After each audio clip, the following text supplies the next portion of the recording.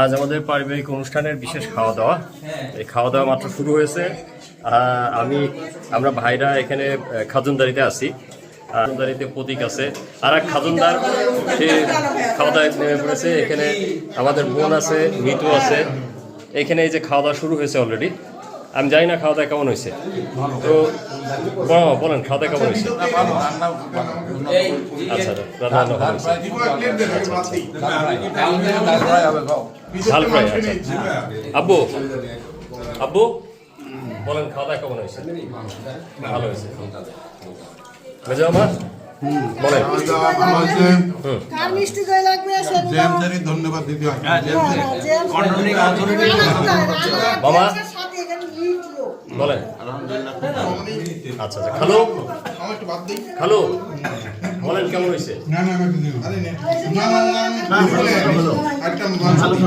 আচ্ছা আচ্ছা, বলো। আমাদের আয়োজক, দুই আয়োজক বসে গেছে খাওয়ার জন্য, জিকো এবং শাহিদ। খাওয়া শেষ।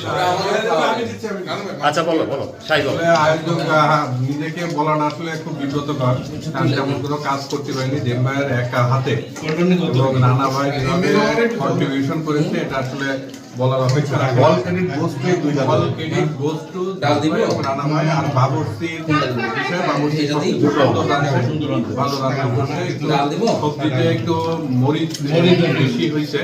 এটা আসলে ওই যে কিছু নেগেটিভ কথা বলা উচিত, সব কিন্তু কথা আছে, গরমকালে মরিচ বেশি হলে সমস্যা হয় না। ভালো, এই যে নেগেটিভ কথা বলতে হবে একটা।